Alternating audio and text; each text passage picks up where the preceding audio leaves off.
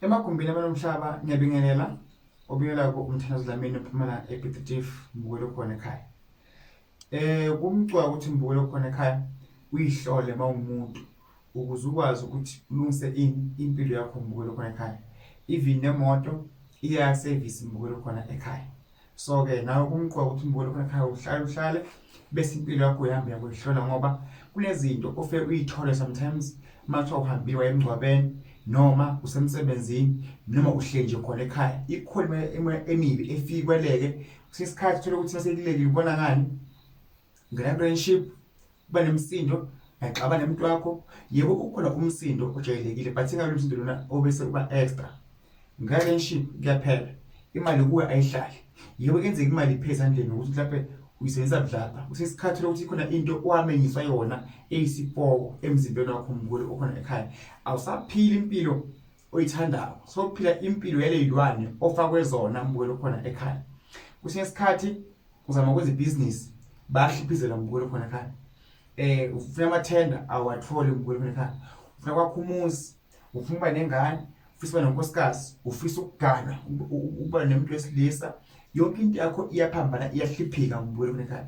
Ukuze ukwazi ukuthi uthole into efana leyo ufuna usukume phansi uhambe uye kubantu besintu abahlolako abawumthandazi, abesangoma, ngabayinyanga, ngabafundisi ababoniswayo umbukelo khona ekhaya. Mbukelo khona ekhaya uyathanda awuthandi idlozi likhona. Abangasekho emhlabeni bayasebenza futhi bayasiza umuntu. Kuyenzeka ubaphuphe ulele awubakhonzi asikholwa bona kepha siyakholwa ukuba ithi iBhayibheli abakafi balele. Mbukelo khona ekhaya wake wacala wathi idlozi alikho walahla idalwa zakho walahla emendlozi asekhaya kini owasekhaya umakho onje wakhohlwa ngedlozi into zakho mbukelo khona ekhaya zizawufiphana mbukelo khona ekhaya. Abomkhulu abendlula emhlabeni bebaphahla beyabuthenga utshwala abaphuzayo bebawuchela umuzi benze iziko leyinkomo. Nawe mbukelo khona ekhaya qhubeka lapho ungabisayishintsha uzukwazi noma ukhala babona ukuthi ingane yethu leya ekhalayo. Ungabe usufuna ushintsha izinto sewukholiwe wasosindisiwe lokho awusakwenzi kuthi mhla sewukhala bangakhona ukuzwa ngoba lo power abalishiya kuwe abasalibona sewushintshile mbukelo khona ekhaya. Sesishintshe kakhulu emhlabeni sashintsha into esakhuliswa ngayo mbukelo khona ekhaya. Manje sihlahla emakhaya asaye emakhaya into zethu ziyavaleka zibheke zihlole mbukelo khona ekhaya futhi ungaphatheki kabi manje umuntu olaphako wena ngibona umuntu ongalinaki ekhala kini awubuyele emuva ekhaya.